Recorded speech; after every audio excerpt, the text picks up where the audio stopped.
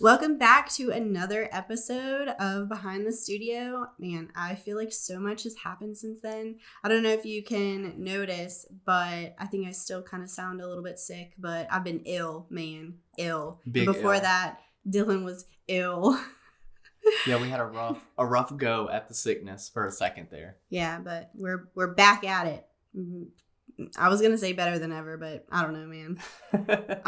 But also I feel like we have to address the kid in the room. Heyo. Declan is here, our son. Say hello, Declan. Hello.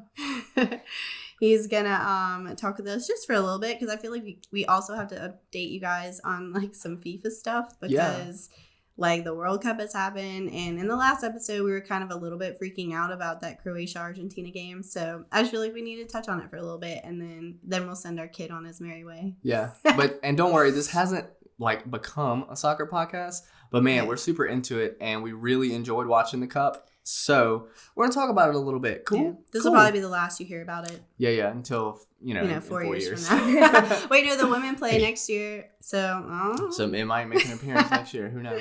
And we're actually going to the She Believes Cup. Do you remember when, Declan? February. Yeah. Wow. Yep. Who's playing? Do you remember? Like, what soccer player are we excited to see? Alex Morgan. Yeah. She's pretty great. So we're super hyped to see her. Nothing. We're gonna see USA versus Japan. Yeah. It's gonna be tight. I'm hyped. Yeah.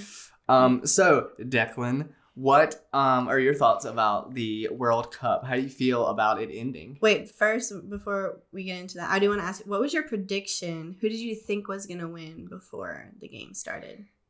Like the finals? Yes. I don't actually know because France and Argentina are very good teams. I like both, so I didn't really have a prediction. You didn't have a prediction or a preference? No? Did you think that Portugal was going to be in the final? Yeah. Yeah. You did? You bummed that they got booted? Yeah. Yeah, that was a bummer. By Morocco. Yeah. But Morocco, they came in clutch there and were playing good. So that is pretty cool. Same with Croatia. So last week, or last episode, I talked about how Croatia only has like 3 million people. I looked it up today. They actually have 3.8 million. So still not that many people. More like 4. So like rounded up to 4. Yeah. Whatever. But anyway, still not a whole heck of a lot of people to be like crushing as great as they are. And so they came in what place? You remember? Like 3rd. Yeah, they claimed the 3rd place victory over Morocco. Which I didn't realize this because I didn't watch last time because U.S. didn't even qualify. But Croatia was in the final last World Cup. Oh, I didn't know that. Yeah. Against France. They're nothing to be scoffed at. Yeah. Against France. Yeah, I guess against France, yep. And France obviously won that one. So we almost had a rematch. Like that'd have been wild. Right? Oh, yeah. If it had been France versus Croatia again. Yeah, that would be... That'd be tight. Me and Dylan didn't get to watch it live because it was on Sunday and we had church and then we had like a shoot after. And so we had to wait until like 7 p.m. that night to rewatch it. But Declan got to watch it live, right? Yeah. Yeah. Tell us your feelings during it. It was stressful. Yeah, it was pretty anxiety ridden, huh? Yeah. Like, so in like the last few minutes, Argentina like scored, and then like right after, France scored, and then they had to go to penalty shootouts. Yep.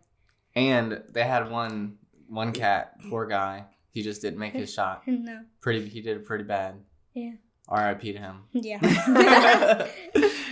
So that means who won? Argentina. Argentina won. So that means Messi, who is acclaimed to be the GOAT, right? Yeah.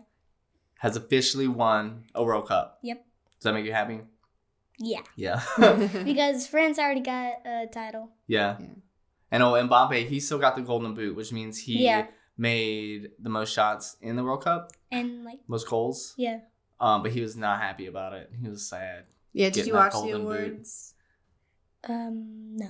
I'll have to show you a picture. He was taking his award. He was like this. He said, I'm so sad.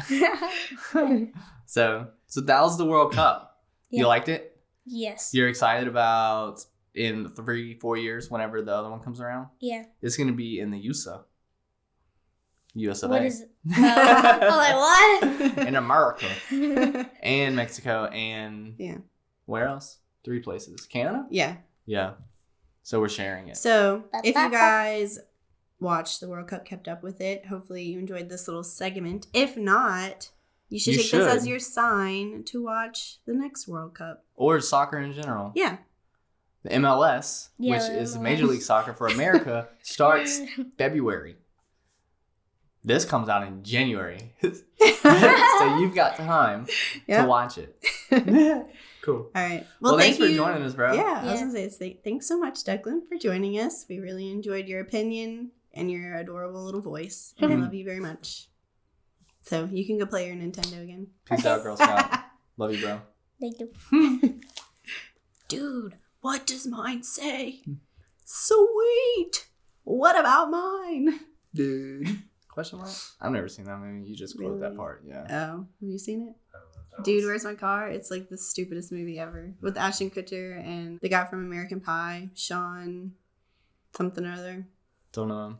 I don't know. I watched that movie probably at Declan's age, which is disturbing.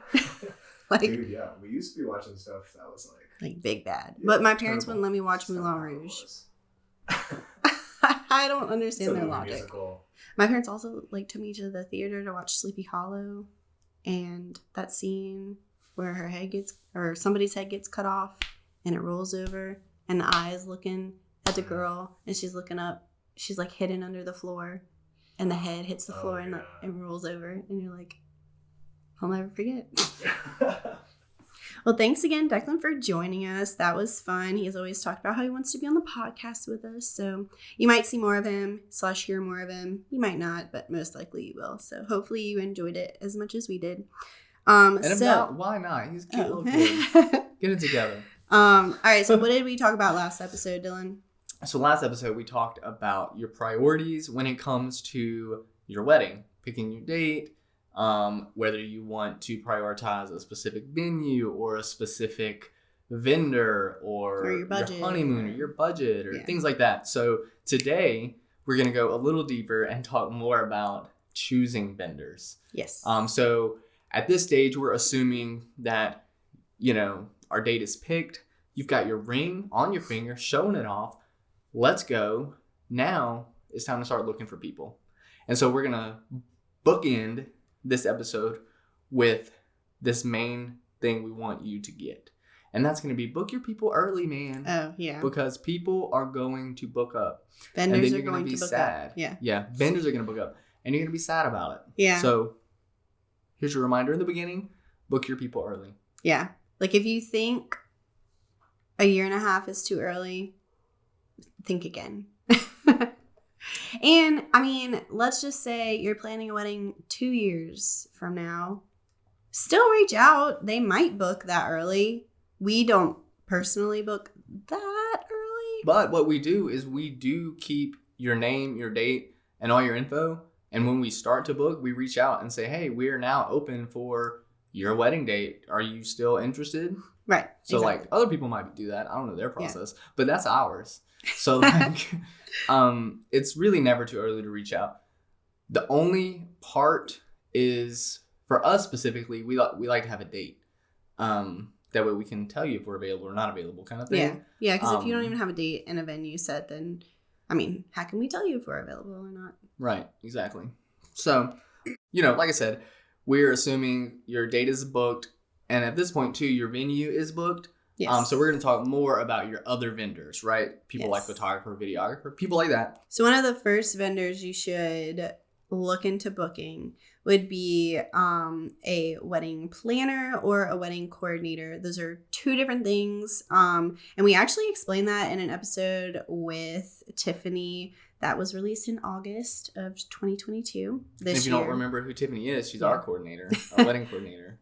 And she is fantastic. A plethora of other things. And you should definitely go back and listen to that episode to talk about or to learn why you need a wedding coordinator, because a lot of people think that their venue coordinator is their day of coordinator, and that's just not it. Yeah, they're usually more focused on running the show on the venue side. So, like, for example, if your venue has its own catering, like the venue coordinator is going to be kind of running that show, making sure things run smoothly on that end, and not necessarily all the events and things that are happening for you, your cake cutting, your like stuff like that. Stuff. Some venues offer that, but it's important to clarify if that is in fact what they offer or not. Right, and venue coordinators generally do nothing with helping you set the timeline.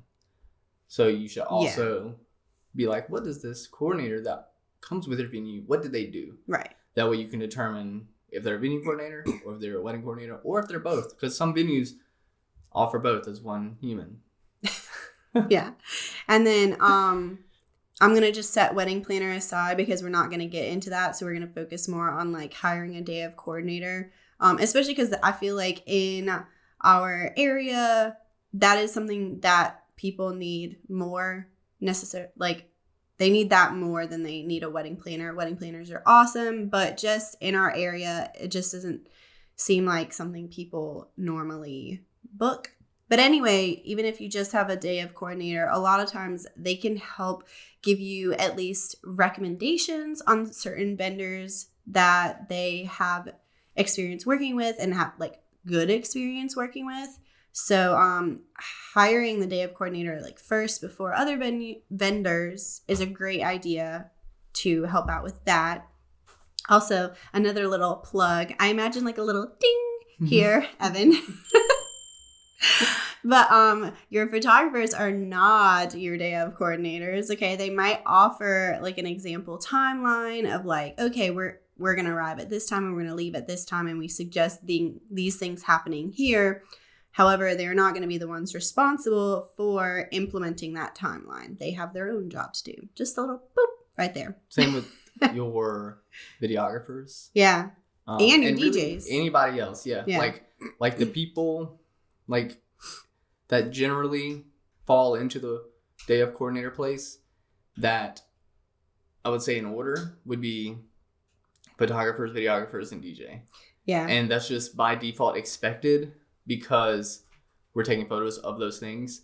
But it is increasingly more difficult to take pictures of things happening when you're also trying to worry about making sure those things happen. Yeah. So just if you're not hiring a day of coordinator, make sure you have someone designated to be your day of coordinator. It could be Aunt Susan or, you know, I don't know, another name. So anyway, once you've either decided to hire a day of coordinator or not hire a day of coordinator, then you can move on to what we recommend moving on to next is booking your creative team.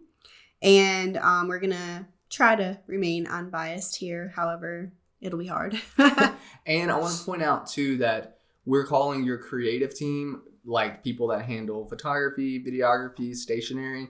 But pretty much everyone a part of your wedding, I would argue, is creative in their own way. Yeah. People that, like, have you seen some of these flowers and stuff? That's creativity and just magical. So florists are definitely creative, as is everyone else. But we're specifically calling creative team those three things because that's just what we do. Yes. So we're going to start with photography because that is, first of all, like one of, I feel like the main vendors that you're looking for, and also one of the first vendors you should hire, just because if you have a specific photographer in mind, like you're going to want to reach out ASAP because they book up quickly. You got to think about, what are you looking for in a photographer? Do you have a specific style you want? Don't laugh at me. But yeah, is there a specific style you want? Do you want dark and moody? Do you want bright and airy? Do you want traditional? Do you want I don't know. Do you care? Do you care? Do you just want anybody? Cheapest, anybodyist that could be there, right? But to capture photos. Yeah, but make sure their style lines up with your style, and not just their edit, like not just the way that the photos look, but the way that the people look in them too. Like, is this a photographer where like the couples look like more serious and everything is more like posed, or do you want something that's more Candid and photojournalistic. Yeah, and photojournalistic and like just vibrant and like has more energy to it. Like, what is your style? So think about that. And then once you figure that out, once you narrow down like the photographers you want, you need to obviously look into their prices, reach out to them, figure out what of their collections work within your budget, all that. So you would reach out to them and talk to them about that. Am I missing anything in the photography? So another important thing that you want to ask your photographers too is how they deliver your photos and things like that, to make sure that you have, exactly what you're looking for. Like, are you looking for albums? Are you looking for prints? Are you looking just to have a USB drive or just to have like your a digital gallery? Like, how do you want these photos? And you're going to want to, communicate that to your photographers. I would imagine that all your photographers, or that most photographers, would accommodate or have an option for whatever you're looking for. Right. But something important to like think about. Right. And we could honestly go on and on about questions to ask your photographers, and I'm sure we will have an episode about that at some point. But those are like the main things. And also something to think about too is like photography isn't just your wedding day. So you're going to want like engagements, I'm sure, or bridals. So it's important to reach out about that, fairly soon after you're engaged. I feel like, and sometimes like even if your photographer isn't yet booking for like your date, if it's kind of far off, but you still want to take engagements, you could still book engagements with that photographer and then, book with them for the wedding later on once they do start booking for that. So I think that was like the last little tidbit I had for that. Yeah, that's pretty, like you said, I mean, we could go on for days for photography, but but that's just like a little bit to help you out. Yeah. So moving on, next we like to tell people to do video, and really the only reason we have them in that order is because we have noticed just a lot of people prefer photo, like have preference for photo over video. Yeah. But these can be swapped. If video is your preference and you don't care what the photos look like because you want video, then look for that vendor first. But ultimately the same kind of rules apply here. Booking them early, making sure that their style matches your style, trying to communicate and ask them how they deliver things, stuff like that. Do you want the same stuff? Yeah, like do you want, like most videographers nowadays, they do kind of like they offer a range of videos from like 3 minutes long to like 10 minutes long to an entire ceremony cut. Like there's honestly so many different variations of how your wedding can be filmed and delivered that you need to think about that as well. Us personally, I think what was ours, like 5 to 7 minute, like we've got 3 different collections. No. Oh, like our personal one. Yeah, I think ours was like a 7-minute film. Yeah, which was plenty. Like there's no way. So like every year, like it is not unrealistic to watch our wedding video like on our anniversary every year because it's 7 minutes. But if I gotta commit to watching a 30-minute long ceremony and whatever, it's just not gonna happen. Like it's just, I mean, there's people that want to do that, and that's great. So that's something to think about. Are you someone who would sit down and watch this 30+ minute video, or are you someone who is like, you know what, I just want a nice little 7-minute snippet of short film of how my wedding day went. Right, exactly. Yeah. So that's like the main thing to think about video wise. And then also a lot of people are like, do I do video? Do I not do video? I'm not sure I've ever like heard anyone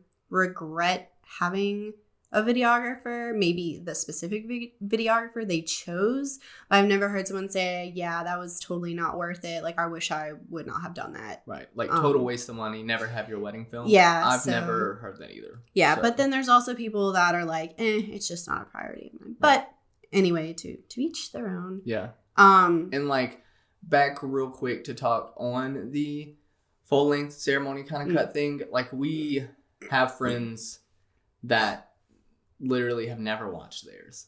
Like they tried to watch them, and it was just like, man, this is boring, and I hate it. I think their entire wedding was filmed, like even their reception. Oh yeah, maybe. And it was like, it's like, dude, that's a long day. Yeah, that's wild. Like, I don't know, man. Like, I mean, I feel like the benefit of having a videographer is like they can scrub through all this. So, and then another thing to think about is that there are photography and videography combos where like a company may offer both. And that the plus of that is like, this team is going to work well together because they do it all the time. You're communicating with one vendor. Exactly. Like, you don't have to be like, I'm communicating with the photographer and I'm communicating with the videographer. And, let's make sure they're arriving at like similar times so they can coordinate, blah, blah, blah, blah, blah, whatever. So it's just a lot easier when you just have one team doing things versus multiple. Yeah. So. And sometimes they might even offer like a discount, like, a little bit off. Right. Like if you get a little bundle discount, if you will. And a lot of companies do that too. Like, we're not the only ones. Like, obviously, we want to tout ourselves, right? And be like, book 320 Studio.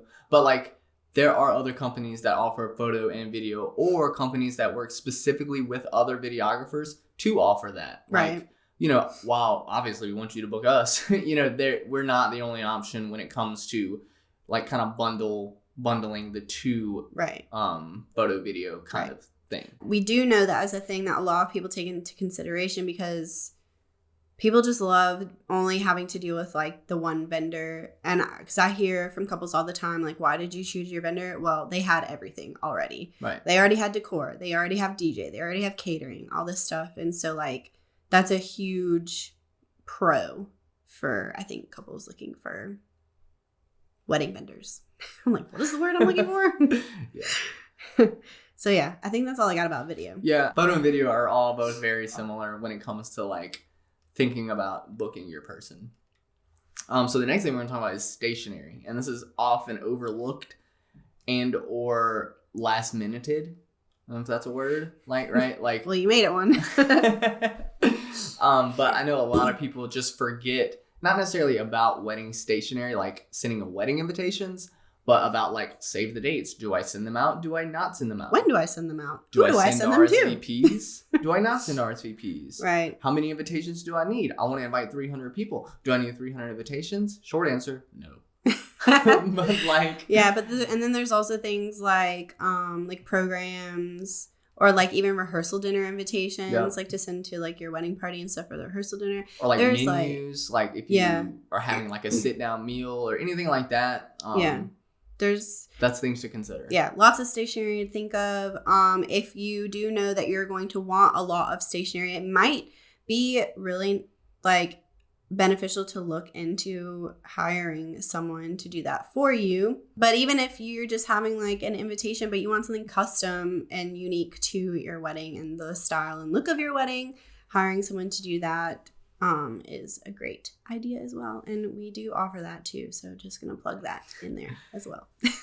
But if you're more of a, you know what, I'm going to do it myself because I pretty much know what I want, then you can absolutely head over to like Canva to make your designs. Yeah. Right. There's also solid. Like places that have like pre-made templates. Yeah. Minted has gorgeous templates. I mean, they're like kind of expensive, but I mean, if they have exactly what you're looking for and it's in your budget, then roll why not? Yeah. Make your names. Yeah. Change your names and roll. You know? Yeah. So there are other places like that too. But yeah, and if you feel like you are good at designing things and you have like an idea in your head, like Dylan said, like Canva or like any of the Adobe programs. Yeah. And like obviously we designed ours. Yeah, because that's what we do. But so like you might be a designer or have a designer friend or whatever the case may be. But ultimately think about number one, what stationery do I need? Right. Mm-hmm. Number two, who's gonna make it? Right. And then number three, like who's gonna print it? Because making and printing are two different things. Yeah, because there are places too where you can buy the design, but then where are you going to print it? Right, like on Etsy, for example, you can buy a design, but Etsy doesn't print it. So you're going to have to go to Vistaprint or, I don't know. Or like a local printer or something like that. Yeah. So those are a few things to think about. And then, you know, that's pretty much it. But the biggest thing is figuring out what stationery you're going to want and or need. Exactly. Like we sent save the dates and had a wedding invitation only. Didn't have RSVPs. We didn't have any of that kind of stuff. Yeah. But you might need that because your venue has a head count or, you know, planning for food or whatever the case may be. Or you just might be like, I really want a whole suite of stationery because I want that photographed and I want it to look really cool. I don't know. Yeah. You know, you do you. So yeah, that's stationery. That's pretty much it. It's short. It's sweet. And then before we head up and go, no, before we head up, that's not even a sentence. But before we move on to the rest of our episodes. Or man, what? Oh my God. I can't function right now, man. My coffee is almost empty. I can't. Anyway. So before we move on to the rest of the vendors, we're going to take a quick break and hear a word from our sponsors. This episode of Behind the Studio is brought to you by coffee. What's the thing that gets you on your feet and out the door at the crack of dawn? What's the drink that makes you anxious and jittery, but still your body relies on its sustenance? What's the thing that gives you terrible breath, but you drank it in the morning, so you've already brushed your teeth, so you just live with bad breath for a few hours and avoid breathing heavily into anyone's direction?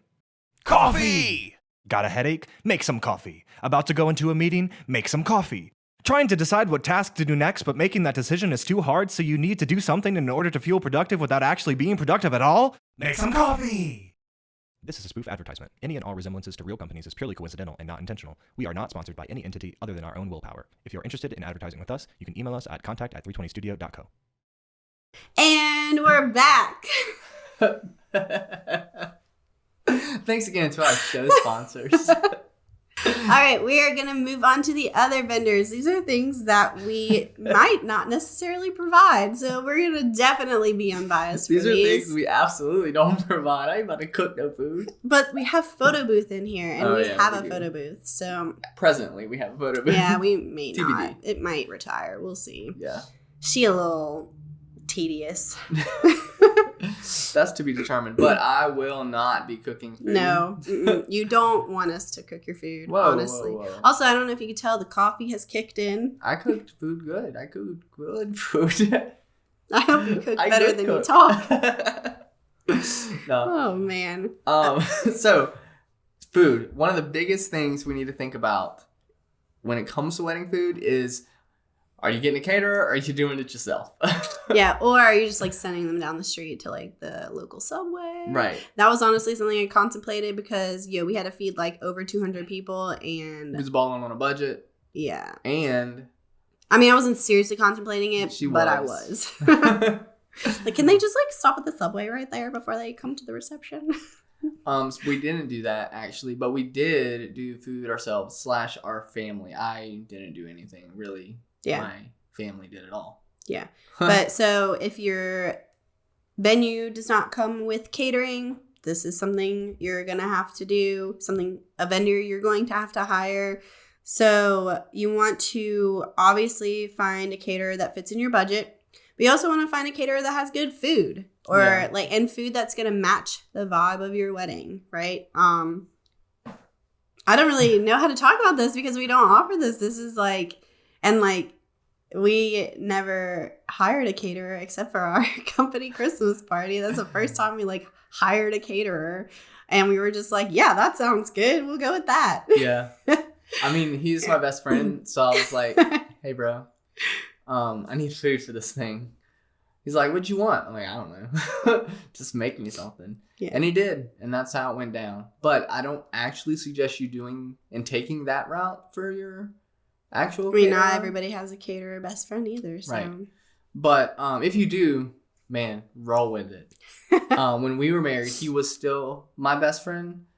But he also was like, yo, that's gonna be pricey. I was like, yes, sir. And he was in our wedding, so yeah. And he couldn't do it. Yeah. I mean, he could have done it. I'm sure he's quite capable. But like, yeah, he was in our wedding, so he couldn't physically do it. Yeah, exactly. So, but I mean, if you're balling on a budget and you can go to Sam's, get a bunch of finger foods, maybe enlist a couple people to make a big old pot of jambalaya. That's what we did. Yeah. And stuff like that. So also think about the time of the day of the wedding.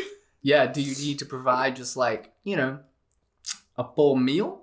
Like meal? Yeah, like it's having a this dinner at like 7:00? Right. Or are you just need some little are you having like 11:00 ceremony and then like it's just like kind of like light lunch food. Right. So again, that's what we did. Yeah.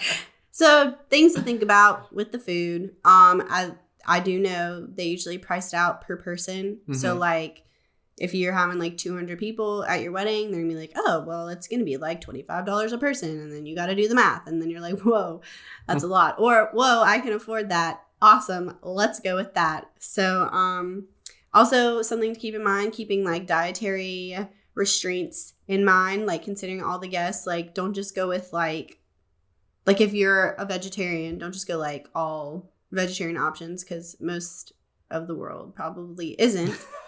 But if it's your wedding, you do what you want. If you want just all vegetarian options, you go for it.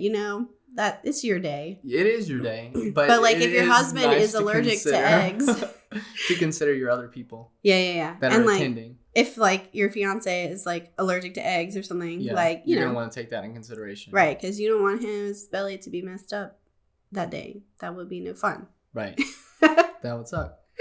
But yeah, so I think that's all we got about food. What? Why are you looking at me like that? Looking at you like what?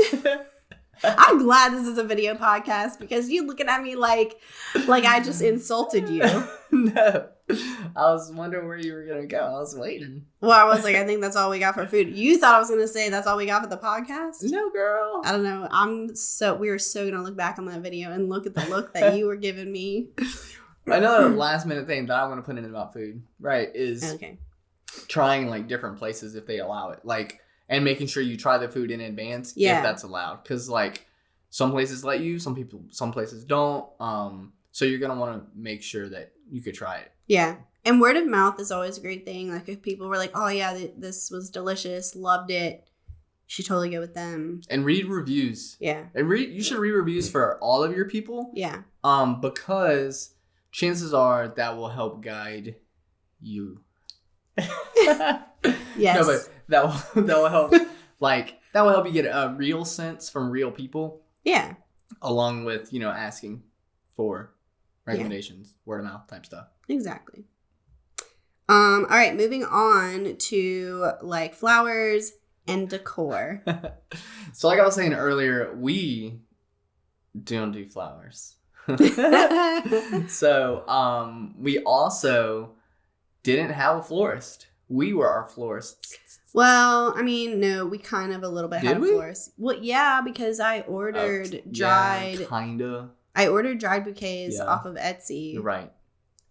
So like Forgot about this. The bouquets and boutonnieres and like corsages or whatever, and my flower crown and our like toss flower things, that was all like dried real floral bouquets that I got off of Etsy. So I would consider that a vendor. Yeah, I forgot about that because that's not the flowers that I dealt with. Right. But then the centerpieces and like the decor florals of our wedding were fake flowers from like Hobby Lobby. So that's what you could do on a budget.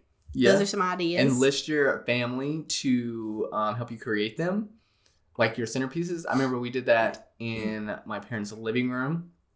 Yeah. We had all these big old boxes of fake flowers and was just cutting stuff and putting stuff, and it was fun. So like, if you want to do that, save money and have like, a cool memory with your people, you can definitely do that. And I remember for Megan's wedding, ? You guys? No, Kayla's wedding. Kayla's wedding? She got real roses and baby's breath and eucalyptus and I think like another greenery filler from Sam's at like a really reasonable price, and we made our own bouquet. So that's a step further. So DIY, but it's real flowers. Mm-hmm. So you could go that route. Because also her venue included decor. So she didn't have to worry about centerpieces or things like that. She just had to worry about like bouquets, boutonnieres, all that. So that's another route you could go. You could also go. And they were fire. Yeah, they were great. They looked awesome. I mean, we made them. So. And like y'all did it too. Like, didn't y'all have like an Airbnb and like? Yeah, we just did it like the day before. Yeah. And hung out and did them all. And it was like 9 bouquets and something else. I don't know. It was tight though. Yeah. We actually have a blog about it. I don't know. We might link it. We do. Maybe not. I forgot about that. But yeah, they turned out really, really great. So that is, like you said, another way to ball on a little bit bigger budget. Yeah. Or you can go the traditional route and hire like a florist to do everything. Like if you like have the budget and the need for like a full out like, you know, the centerpieces and the arch. The arch, the bouquets, the boutonnieres, all that. The flowers like for the cake and the flowers for the little girl throw. Oh yeah. Yeah. What are those? Toss petals? No, maybe. I don't know. You guys know what I'm talking about. You know what we're talking about. See, this is why we're not the professionals in this area. But anyway, so then you're going to want to reach out to a florist. TBH, I don't know what kind of information they're going to need from you. Yeah. But I'm sure they're going to need a date and location to start off with to like let you know if they're even available. Like I know their availability is different, but I'm sure they have like a workload that they can take on and have a limit on. And then work with them, like tell them like, you know, the colors and the style and like they're going to tell you like, oh yeah, this is in season. We could do this and blah, blah, blah. And like they know what they're doing. You contact them, you get with them, read reviews. If you've like been to a wedding where you're like, oh my God, I love these, you know, ask the bride, like, who did you use? Like stuff like that. So why are y'all, you're not still laughing at me, but why were you still laughing at me? I'm thinking of a fun story about florists that I would like to put in here. So Tiffany was coordinating a wedding one time and she called the florist because the flowers weren't there yet. And they were like, oh, yeah, we dropped them off to the bride downstairs. And Tiffany was like, yo, my bride's not downstairs. My bride's standing next to me. They had gave the flowers to the wrong person. Like a totally different like venue? Totally different bride. Like 2 brides getting married, right? Getting ready at same hotel. Bride 1 is Tiffany's bride. Bride 2 is, random person's bride. Bride 2 was downstairs living her best life, doing I don't know what she was doing, but that's who got the flowers. Oh no! For bride 1, isn't that terrible? Oh no! But because there was a day of coordinator, Tiffany got it all straightened out. Yeah. But that's crazy, man. That just made me was laughing. That was stressful. That would be stressful. Like you got my flowers, B. I don't know what questions florists have or they'll need, but I'm sure they got a list. Yeah. I'm sure they got a process in place. But yeah, so that's one of your next main, you know, vendors you need to either book or think about how you're going to do it yourself. Yeah. And something to consider with the doing it yourself versus booking people, this, that, and the other, is time of your wedding, right? Like, I would imagine that takes into account what you can have based on the season. That I don't know, though. Right, yeah. And if you're making it yourself, do you have the actual time to do it? Like, is your wedding... Yeah, don't forget, time is money. Like, usually. They say think about, like, the time you have to put into it. Is it worth the stress? Like... Ours wasn't stressful, it was joyful. Right. It was worth it. So, like... But if that's not your thing, and it's going to cause more stress, and you... can make it work financially, then roll out. Probably just worth it to just pay someone to do it. For sure. When in doubt, you just hire it out. You know? When in doubt, hire it out. That's pretty much all we have on the flower section of this. Now, specifically talking about decor, Danielle talked a little bit earlier how, you know, some places got that for you. They got tables, they've got tablecloths, they've got chairs. All these things, some places, is just a shell. Yeah, some is just like bare bones. Yep, and they'd be like, you can have your everything here, but this is what you get. Yeah. WYSIWYG. What you see is what you So get. Ain't nothing in it. Oh, yeah. And so you might have to get chairs. You might have to get tables. You might have to get tablecloths. You might have to get... Like table runners. Yeah. A table tent. joggers. Oh table sitters. You know, you're going to need these things whenever you're filling this place. And something to think about too is your venue and like a rain backup plan and things like that. Because like, are you having a backyard wedding? Are you having a backyard wedding where you need a tent? Yeah, like because it might rain. What's your backup plan? Or it might be super sunny. I don't know. Maybe you want to be married in the sun. You just provide sunscreen as the that's your favor, but you give it in advance. Well, like instead of like blankets at the beginning of like for like cold weddings, you hit them with some 70 SPF.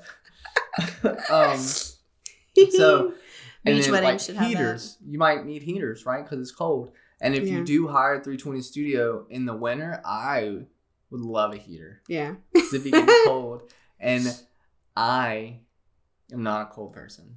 I don't do well coldness. Yeah. So some venues like provide them.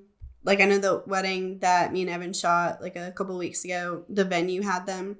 But I do know like there was another wedding this past January where the venue didn't provide them. However, it worked out very nicely because it was a Saturday wedding that we were photographing. And the Friday wedding that had happened at that venue, they rented the heaters for like the whole weekend. I guess that's like how it worked or whatever. And so they left them there for the Saturday wedding. And I was like, oh, so thoughtful? That is so kind and thoughtful. Like, I mean, because they didn't need them. Like, so might as well just like leave them and pick them up like Sunday or whatever. I was like, that's really cool. Yes. So anyway, so that's other like things that you might need to book or rent out.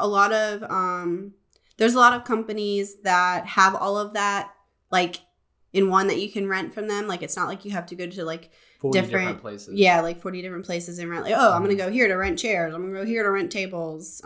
Here to get the tent, whatever. There's a lot of places that have all of that in one. And then, I mean, this is a little bit random, but not really. But some of these things you might consider like, hey, like, am I going to use this like a lot? Maybe I should just like buy this. Yeah. I don't know. Like if you are one of 6 children and you're the first one getting married and you know that the rest of like your siblings are going to get married in the backyard of like your parents' house where y'all grew up, whatever, like buying a tent might make more sense than renting one. So, think about that as well. Like we like borrowed tablecloths from our church, I think. Tables and chairs. I don't know. Tables and chairs. Tablecloths? Where did we? I don't know. But there were things that we borrowed. But then when it came to like table runners, it just made more sense to buy them because I had a specific thing in mind and they were like so cheap. Yeah. So, it might be worth looking into purchasing some of these things versus renting them. A table runner, if you don't know, is like the little piece of fabric that runs across the table. It's usually like a color. So you have your tablecloth and then you have your table runner that kind of goes across it and like your centerpiece will like go on top. Like a lot of people too use them like outside of weddings, but like for Christmas, like you might have a Merry Christmas table runner over your regular table instead of an entire tablecloth. Yeah, it's like a thinner, little thinner piece of fabric or whatever that runs across it. You know what we didn't include in here was like tuxes, like attire. Oh yeah. In the next episode, okay. So things are planned out. Let's go. All right, so moving on to the next one of like the main vendors to think about hiring is a DJ or a band. And first off, you kind of probably need to decide one or the other. I mean, it's your day, so you probably could do both if you really wanted. But I don't know, because like, I don't know, think about it. Like if you have like a string quartet for your ceremony, but then like want a DJ for your reception. That's true. That's two different things. Yeah. So, I mean, think about what kind of music / sound situation do you want for your ceremony? Is it the same or different from what you want at your reception? So once you decide that, then, you'll need to obviously reach out to them, like book them the same thing, you know what I'm saying? All saying? the other vendor situations. obviously like look at reviews, like get people's like opinions on them, and like, a lot of like a lot of bands specifically have like footage and reels of like them performing, so you can get like a vibe of their like how they do their thing. Yeah, how they work the crowd. Yeah, thank you. I'm like, you know what I'm saying? But yeah, how they interact with the crowd. Do you want an interactive band? Do you not? Right. Like, and then for like the DJ too, like does the DJ provide like microphones for the officiant, like during the ceremony, or like speeches during the reception, things like that. Except like a list of songs that like you want played, or do they only have certain songs that they do play? Those are questions to also ask like a band as well. Because like, you don't want to make sure that they're gonna play do they what have you want. Like, because I mean I could be wrong, but I feel like a lot of bands kind of have like a set. I think they have like a set list. Yeah, of like what they can. And like you could play. make like a specific request, but I would imagine the sooner you reach out, the more likely they are to accept your request. Right. You know what I'm saying? Yeah. Like, if you're like trying to book them, you know, in a month or two, they might be like, no, we don't have time to learn this new song. Like, we can't do that. Right. But if you're reaching out like a year in advance, they might be like, sure, we can figure this out, learn it for you. Like, right, yeah. I don't know how that works, but in my mind, I would imagine the longer leeway they have, the more susceptible or acceptable, the more, I don't know what word I'm trying to use, but the more willing they would be to learn said song. Yeah. Something important though to ask your DJ, like I know Danielle talked about asking if they will play a certain playlist and things like that, but specifically if they need one. Like if they are like, sure, you can provide me with a set list, or if they're like, no, you have to provide me with a set list, because those are two very different things. And I think it's important that if you do provide them with a set list and you want all of those songs played at a certain time or in a certain order or anything, the more communicative about that you can be, the better. Because like they might just take a list of 20 songs and be like, okay, I'll sprinkle them throughout randomly, which might be exactly what you want. Or you might want them played, you know, in that order, that's the first 20 songs, and then they can just live their DJ life. I don't know what you want, but you do. Yeah. So you should communicate that to them. Yeah. And then also like thinking about like, I think this goes for both DJs and bands, but how like interactive with the crowd do you want them to be? Because I know some people love whenever the DJs like kind of get into it and they'll go out on the dance floor and kind of be silly with like the guests and stuff like that. And like pass around a mic and like have people like sing and fun stuff like that. Or do you want them to be more like behind the scenes? You don't want to see them, you don't want to hear them, they're just playing like the music for the night and that's it. Because like that is something that I have seen couples be passionate about, like, oh my gosh, I hated that DJ, he was like trying to be the center of attention, or man, that DJ was like way too quiet, I wish like he would have kind of got the crowd going a little bit more. So like something to think about, you know, when considering who you do want to hire. Like also just go, like Dylan was saying too, like being really communicative with your DJ and like explicitly saying what you want if you do have specific requests. We have like a horror story with a DJ who like, I don't know if there was like miscommunication between the bride and the DJ or what, but she had given him like this list of songs that she wanted played and like, but she had also told him things too where she was like, look, I want this song played for when I go down the aisle. He did not play that. So that was strike one. And then she was like, I only want like oldies played until like 8 p.m. And he's coming out with the like big guns, like while they're still like taking pictures and blaring music. And so she got angry at him, then rightfully so. And then poor baby, she had a playlist that she just wanted to play. She just wanted her some Taylor Swift songs. And he just like straight up refused to play them and was like, I'm not here for the bride and groom. I'm here for my potential clients. And so it's like you want to make sure that like talk to your, like if you're hiring a DJ, talk to them and be like, look, if I give you these songs, are you going to play them? Or are you going to try and be like reading the crowd and playing whatever you feel like playing, because that's not what I want then if that's what you're going to do. And to like add to that a little bit, I think that it's important to give all this kind of information and always set all your expectations with your people, so they can like not let you down.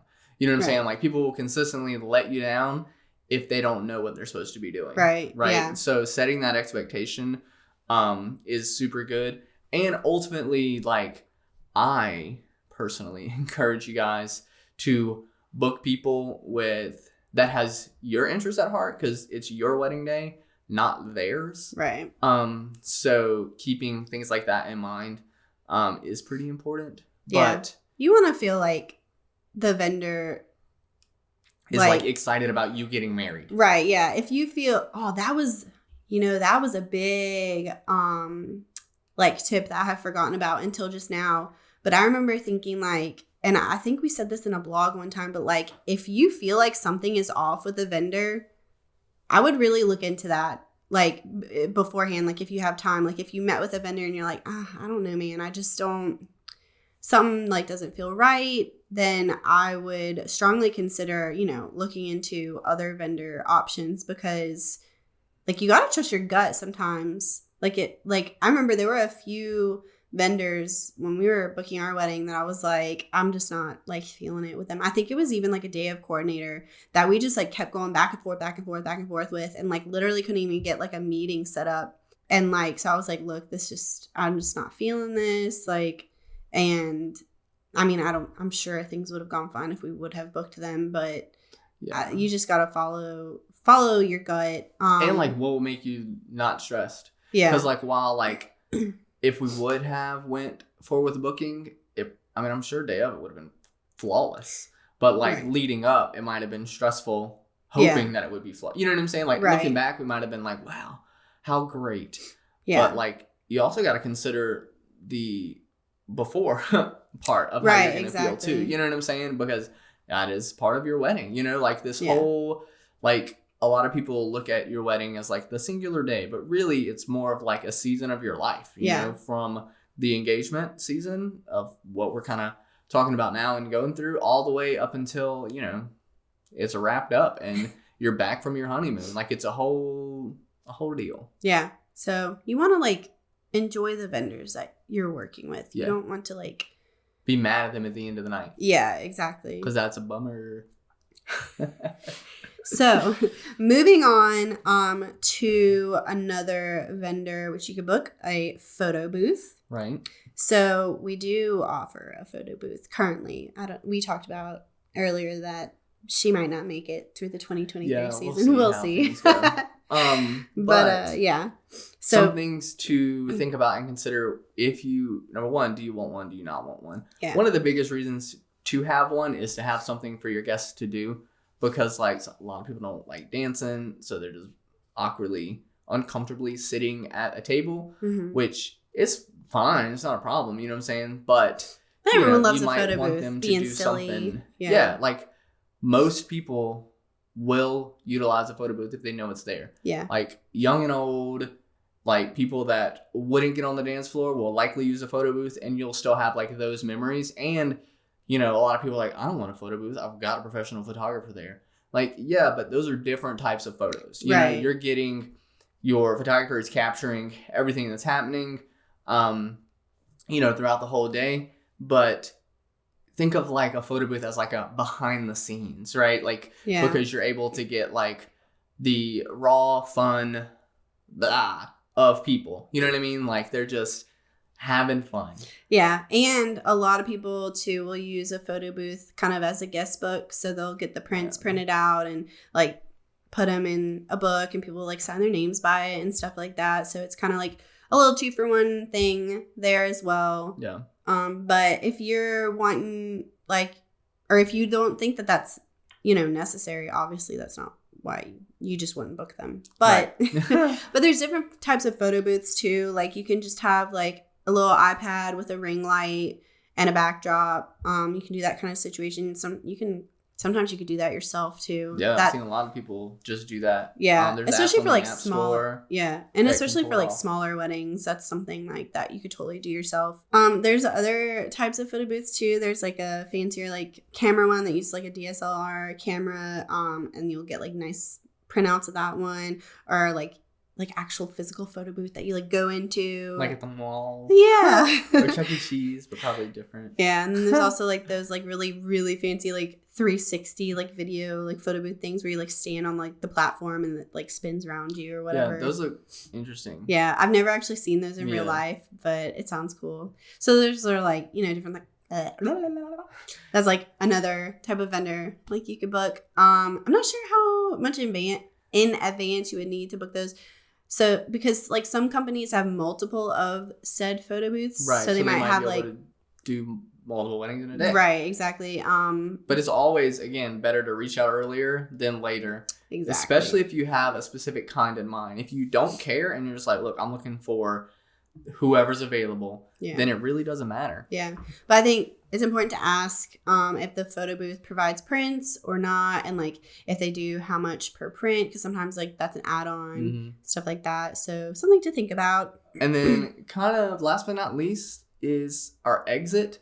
And you might think like that's not a vendor, but it is, depending on the exit that you're going to be doing. Right, exactly. If you just getting some sparklers and doing it like yourself or whatever, obviously that's not like a vendor you need to hire. But you do have to remember to get those sparklers. So like, don't forget. Yeah. But like if you're doing like a second line, that is someone who's going to have to be hired. Yeah. And coordinated. Because I think. Yeah. Like, you have to get like permits and stuff, don't you? Or I don't know. I would imagine. Like a police escort or. Yeah. I mean, through the streets in New Orleans, I don't know the logistics. I think you do have to get a police escort. Oh, you're saying. Yeah, I'm saying through the streets of New Orleans, if you're doing like a legit second line down Durbin type of thing. Yeah. Yeah, the police is bringing you. I don't know how that happens. Yeah. but yeah, so if you are hiring people to actually like do your exit, then that's something you need to consider. There's also like, like if you're doing like a getaway car, like do you want a fancy car? Do you want a limousine? Do you want right? What do you want? What do you want? Like a motorcycle, a moped, a Segway? And then another thing too to think about is whether this is not vendor related, but it is exit related, whether it's going to be real or fake. So like this is information you'll really just want to know because that will, dictate when and how you do things, right? Because if you're doing a real one, that will change how things after that with your venue might look versus if you're doing a fake one, how things with your venue after that might look, right? Yeah. So it'll be a little bit different. It just factors in things. Also like the time, like if, a second line is like, I mean, we're going to be leaving a wedding at like 7 p.m. doing a second line with them. But if yours isn't until 9, yeah, sure. Right. Sure, we could show up. Sure thing. Sure thing. You better believe it. Yeah. And then also checking with your venue to make sure what kind of exit you can do. Yeah, that is allowed. There's also like, I think companies that will set up like confetti cannon exits or like firework fountain. Yeah, like pyrotechnic kind of exit, stuff like that. So definitely stuff like exits like that you want to check with your venue and make sure that's okay. And you'll likely need to look into booking that person to do that. Yeah, those companies. Yeah. Those companies that do those guys. But as far as the exit, that's pretty much it. Like I said, it's usually less of a vendor that you need to do, more of something you need to think about. And then, depending on what you want to go, you might need to book a vendor for that. So we wanted to bring that up in this while we, we're talking about booking and choosing all your other vendors. Again, to book into this, if you guys didn't hear me in the beginning, book these people early, or at the very least, reach out to them early. Yes. And let them know when they start booking, go through the process a little bit, because the more prepared you can be on the front end, the more chill the back end and the actual wedding day can be, because everything's been put in place. Yeah, and the more options you get, the earlier you reach out, the more people are going to be available. You're going to be hopefully getting your first choice for vendors and not having to go through your plan B, C, D, etc. Well, thanks for listening to us. We will talk to you and see you next time on Behind the Studio. Bye. Bye. Cut. I think we harmonized really well at the end.